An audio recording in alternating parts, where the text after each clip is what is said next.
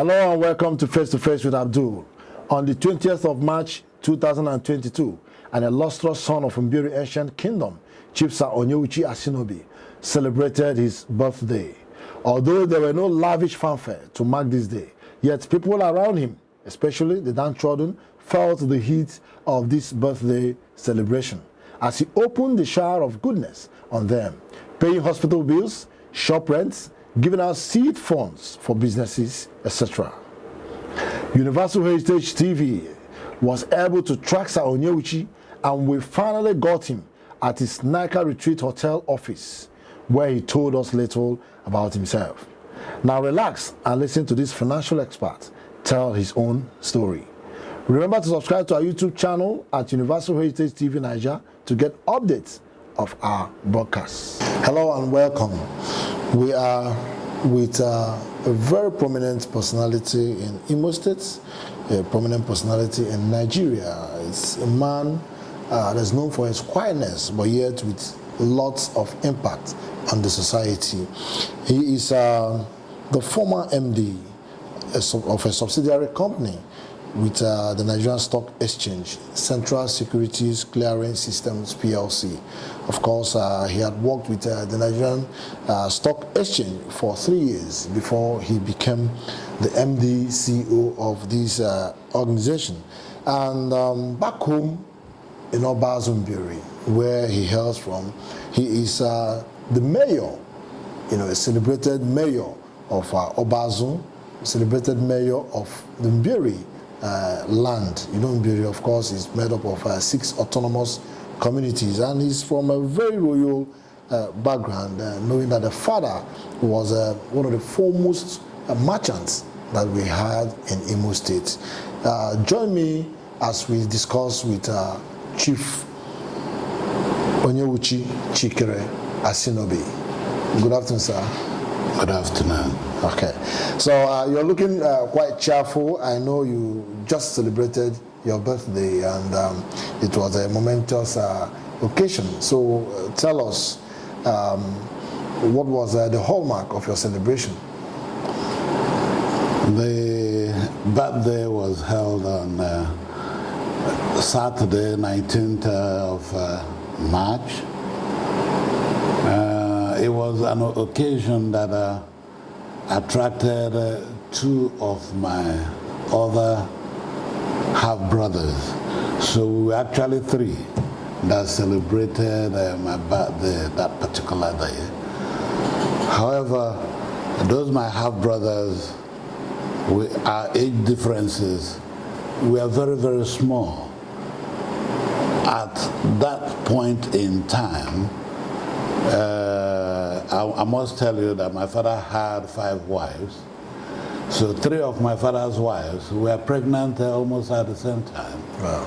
So I invited those my 2 half-brothers to come and join me. So 3 of us came together to celebrate the birthday. So it was a Trinity celebration? Absolutely, absolutely. Yes, it was. Because it hasn't been done in our family before. And it was a sort of reunion amongst family members. So it was a private affair, but a momentous one for us. Yeah. The name Chief Onyewuchi Asinobi is a name that rings well in Mbieri. People like to hear that name. People feel relieved whenever that name is mentioned. Can you tell us, what is your relationship with your people, and what do you do for them that makes them love you so much? Okay, the truth of the matter is, it wasn't my name that made me popular. It was my father's name, because my father was very prominent in Mbieri, ancient kingdom, and he carried the flag of Mbieri to Port Harcourt, where he settled and became famous in Port Harcourt and back home. So he had set the pace for us. So, however, he died in 1971. So after his death, some of us had his traits. He was a very good philanthropist. He cared for people, particularly the downtrodden. So I believe that God blessed me by seeing me through the Nigerian Stock Exchange, then the Central Securities Clearing System Limited. So my wife in particular said, look, we have to do something for the community. I'm answering your question. Yes, go on.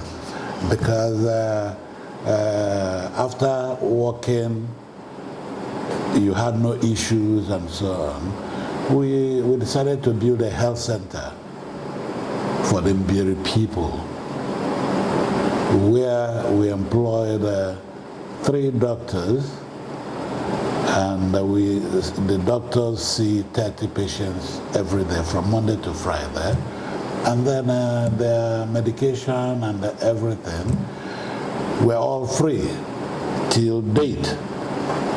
The health center that we built is functional till date, and a lot of people beyond the confines of Mbieri have benefited immensely from that health center, and we're very happy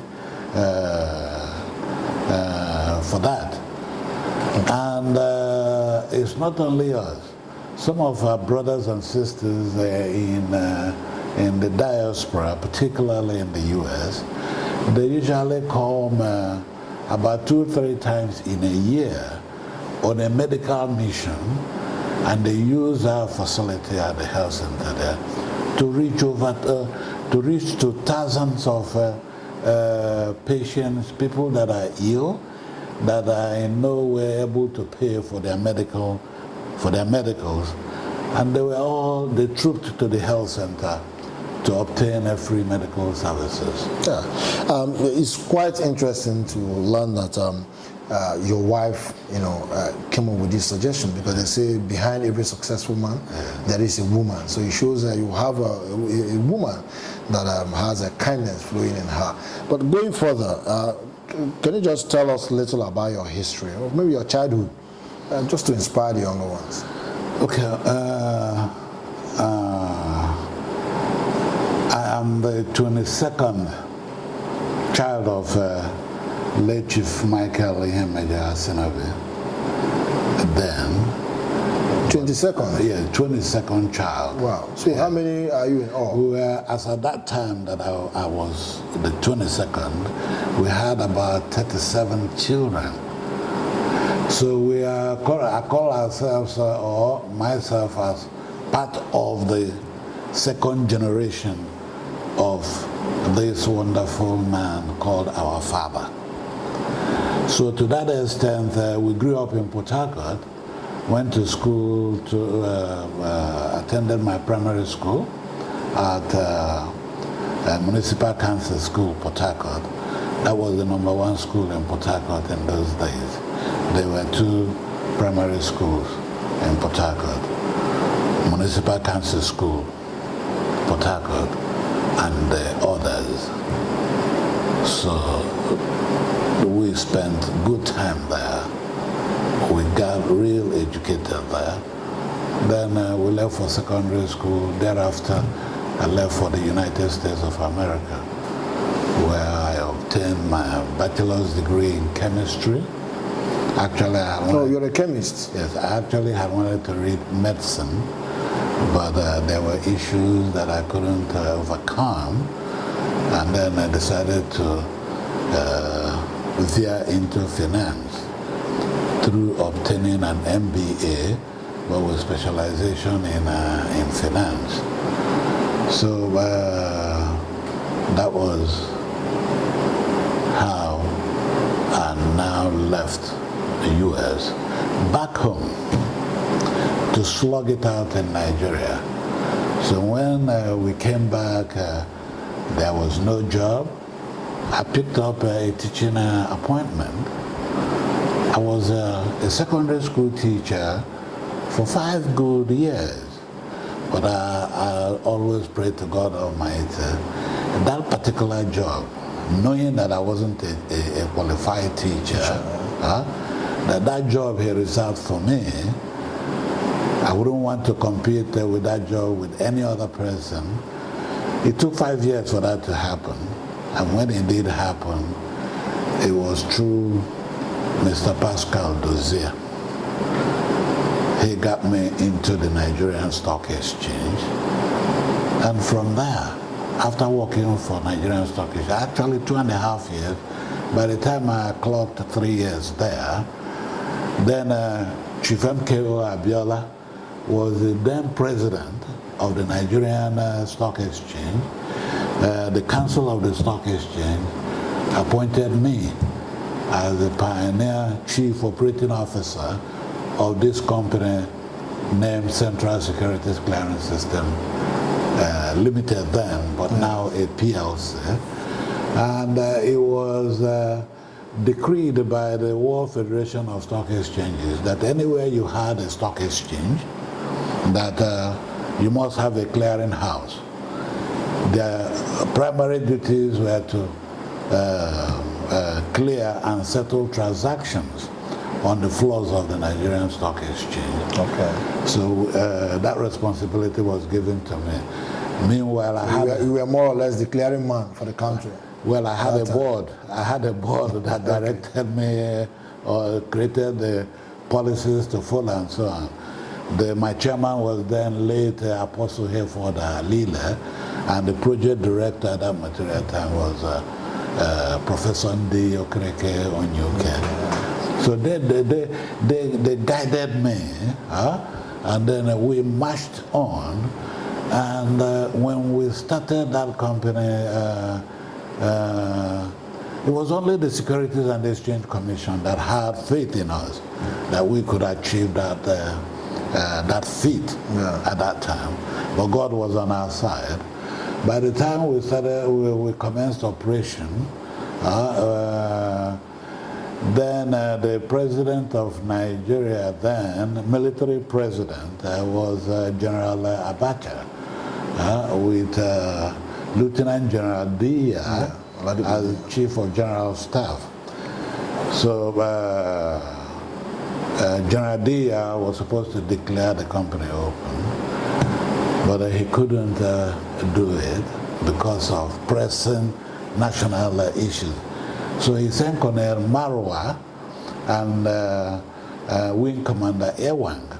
These were two military governors, Lagos and Ogun State. So both of them came and declared the CSCS open. And it was like the creation of this company jolted the market. The market was unstable. But after 6 months of our operation, they came to realize the importance of CSCS. 6 months of operation, we were able to institutionalize transparency in the market. And the transaction cycle was reduced from, say, months before a transaction will start and end. Even some took over 12 months. But we brought it to 5 days. Wow. And later brought it to 4 days. So I was there for almost 15 years as the MD CEO before retiring in 2011. And the people that took over from me, they're doing marvelously well, and I'm glad for it. That the company didn't die after I left. Yes. Reducing a transaction from months to 3 days. Yes. It's a great feat. So what magic did you do? Did you deploy technology? Oh, absolutely. When the World Federation of Stock Exchanges decreed that every stock exchange must have a clearing house, the Nigerian Stock Exchange had no money to establish it because it was dependent on technology. So we appealed to some wealthy Nigerians to invest in CSCS. But more importantly, the UNDP assisted the Nigerian Stock Exchange to acquire the application software from Calgary, Canada, The name of the organization, EFA, they provided the application software for us to deal with. Then the CBN then, under Dr. Paul Uguma, gave us 10 million naira then as a grant. That helped us to acquire our hardware and so on. Then we were ready to go. So it is a high-tech company. Yes. So that was how we did it. Yeah, well, you have applauded your successors for what they are doing. But today, the stock market in Nigeria is not, Nigerians don't seem to have all that confidence in the stock market today. It wasn't as popular as it was some years back, probably the time you were making reference to. So what do you think are the factors that are affecting the stock market today, that why people are not so much investing in stock? Now, the issue of stock market in Nigeria, our people did not get to know about it early enough. And when they did, when they started realizing the investment, how to invest in the stock market, it grew. When it was also popular worldwide, until the financial crisis in 2008 or 2009, the market worldwide went down. So Nigeria was not in isolation. It happened. It also happened in Nigeria. So many people got burnt. So to that extent, it's now difficult for people to put their money in the stock market. But what was needed was for people to understand that the stock market goes up, it goes down, it goes up, it goes down. And people that kept faith with the market, they're still enjoying the returns on the stock market. Okay. These days we have people, especially young people, getting involved in what they call Ponzi schemes. Some have crypto currency trading and all forms of online financial dealings. As an expert, somebody who works in the stock exchange, what would be your advice for young people? Do you think it's still it will still pay for somebody to invest his money on Nigerian stock market, or you think these other innovations that have come are better areas to invest money? People must realize that investment is actually a risk taking. Now, before you put your money anywhere, you must get the advice of some experts on it.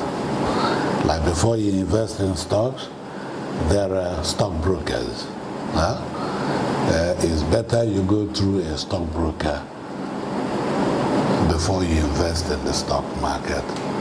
These other schemes you are talking about, hopefully there may be some experts in that area. However, you must ask some pertinent questions. Were they actually registered by Securities and Exchange Commission? That's the apex regulatory body in Nigeria. Were they approved by the central bank? Well, by the time you go through all those things, you should know the level of risk you will want to take. However, when you invest in some of these schemes you're talking about, and then you have about 50% returns, 70% returns, the risk may be too high for such returns. So people should be aware of all those things before getting into it. There is no magic wand about it.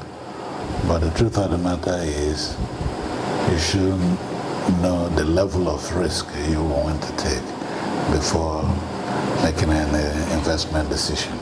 Chief, most people who have done the amount of philanthropism and support that you've done usually have political ambitions at the back of their mind. But people don't actually hear you talk much about politics. So, by the heart you have attained in the society, do you think someday that you're going to venture into politics? I don't like to say that I'm not a politician. Your man is a political enemy. Yes, that's the truth of the matter. However, for any elective position, I don't believe I'm cut out for it.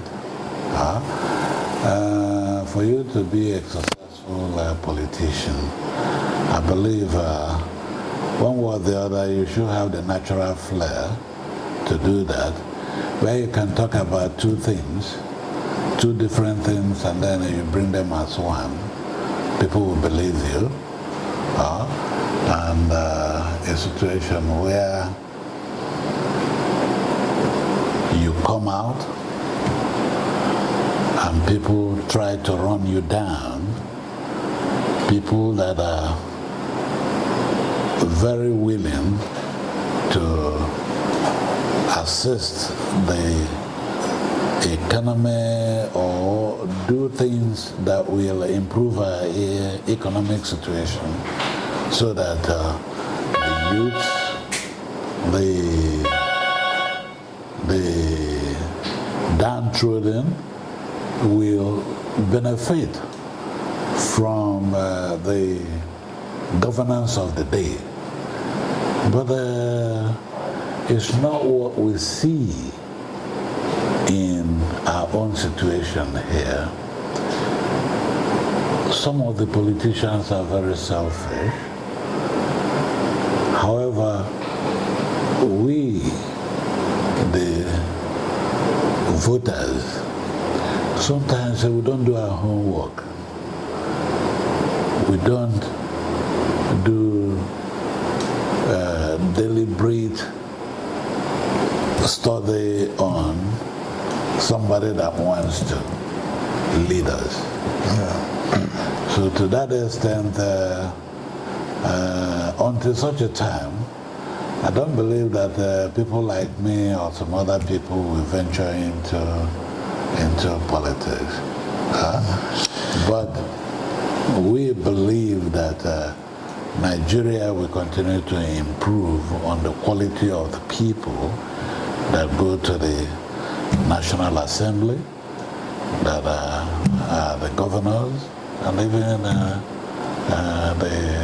the president. They continue to improve on them. Yeah, okay.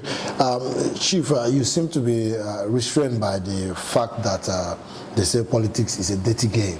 You know, but some other person says that if it's a dirty game, come with a brand of soap to wash it clean. So are you saying you can't get a good soap to wash it? If all of us, at least sizable number of us, if we should play our role, what I mean by playing our role is getting the right people that to lead us. I don't believe it's a dirty game. Let your good work speak for you. If you are in politics, you must be seen to have achieved so much for your people. And your people will decide whether you've done what you're supposed to do. Otherwise, the next cycle of voting time, you should be voted out and let another credible person come in and do better than you did. But I believe that if somebody comes in to a particular office, any other person aspiring to take over from that person must do better than the person he took over from. Okay. The politics of Nigeria seem to have dual approaches. It is either you are the kingmaker or you're the king. We've had in Nigeria some politicians who've said they are kingmakers, some say they are the kings, and some have said some are trying to transform from kingmaker to the king. In your own case, would you want to be a kingmaker, or would you want to be a king? No. Look at what I want to be. In my community, Oba's autonomous community, or Mbieri, Asian kingdom, or my local government, Mbieri. Now, what I believe I should be doing is to mobilize people to come together to speak with one voice. So when they see the people struggling for elective positions, I should be able to advise, say, look, this Mr. A or Chief B or this, I can point to them. This is the man you should vote. So I don't know whether it's what you are referring as a kingmaker or not. However, that's what I believe should be my role at this stage. Okay, maybe you're going to be the king identifier. Okay, if you say so, yeah. Okay, now you have mentioned your people of Obazo and Mbieri. I know they conferred this prestigious honor to you as the mayor of Mbieri and Obazo. Tell me, when that recognition came, how did you feel? And going forward, how has it propelled you to, give them more? That position actually came when Obazo needed the autonomy, because we came to the conclusion that for Obazo to move forward, he must attain the status of an autonomous community. So I played a very big role for the Obazo people to achieve the status of autonomous community.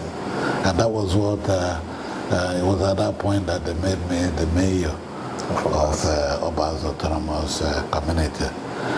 And thereafter, when I built the health center, the Mbieri ancient kingdom that has 6 autonomous communities. 6 or 7 autonomous communities, they said that was great. So instead of me answering a mayor Obazo, that's one autonomous community, they said I should now become mayor Buruburu of the entire Mbieri land. Of the entire Mbieri ancient kingdom. So to that extent, I was happy about it. But what it has done for me is there is need for me to continue in that direction to help, in particular, the downtrodden, those that cannot afford a tablet of Panadol. So that's my focus now. The people is paramount to me, to assist them in whatever way I can. Okay, so Chief, now tell us, are you a family man? How? Tell us about your family. Yes. My wife, a lady, she's also an ambassador, Onyewuchi Asinobi. She hails from Enugu in Anambra. Okay. We've been married for over 30 years, and we have 2 sons. Our first son is a medical doctor, and he got married last December to another a lady doctor And my second son,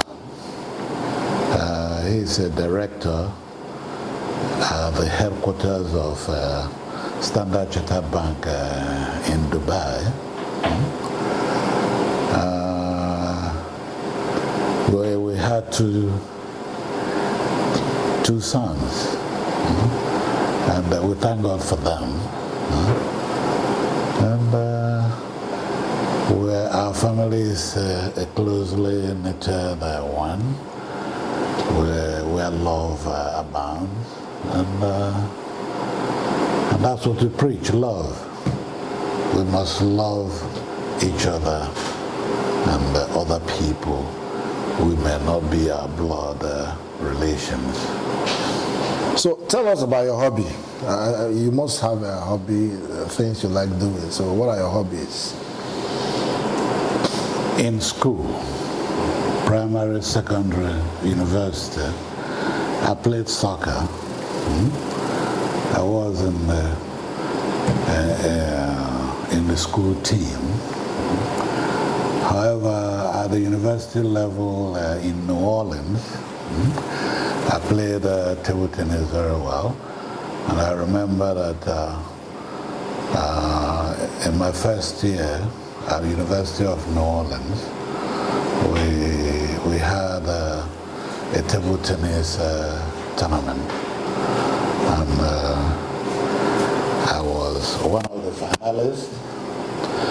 And my co-finalist was a 6 feet 4 inches white guy. Wow. Yeah, but he was almost leaning over. You didn't feel intimidated competing with him?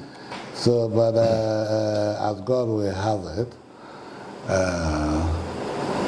I had Nigerians there, Black Americans, and then some few white students there that supported me, but he was massively supported by the white majority there, you know.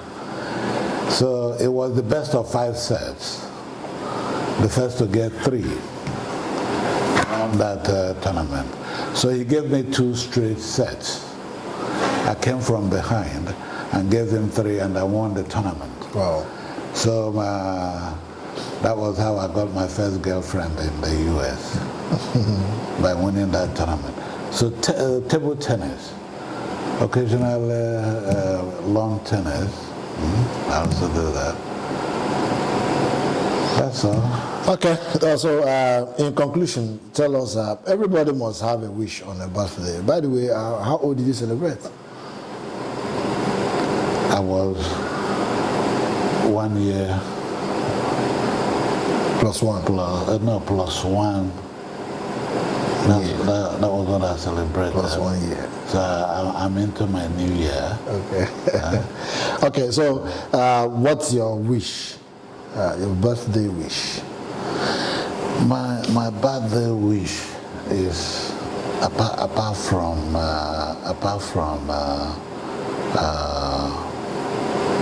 having a stable and a loving family, but my wish is for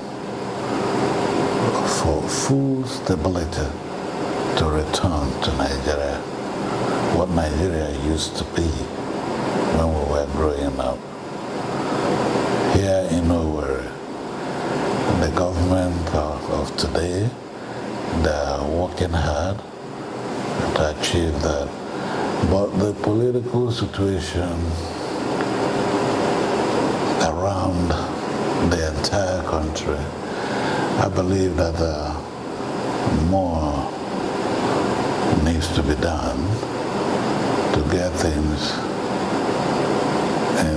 to the extent that the people will be freer to move around. Most people fly these days. They don't travel by road anymore. But I know God has not finished with Nigeria yet. I believe that in the next couple of years, we will bounce back, God willing. So that's my wish. Okay. Okay, thank you, Chief Onyewuchi Asinobi, for speaking to us. Thank you very much. That's an interesting one there by Chief Sir Onyewuchi Asinobi as he told his own story. I'm sure it's going to serve as an inspiration to the youth and the young people of today so that tomorrow they can become icons to be celebrated. I am Obidima Ako, your host, and I'll be signing off now. But I urge you to subscribe to our YouTube channel at Universal Heritage TV Niger, and I will see you the next time I come on board. Thanks for watching.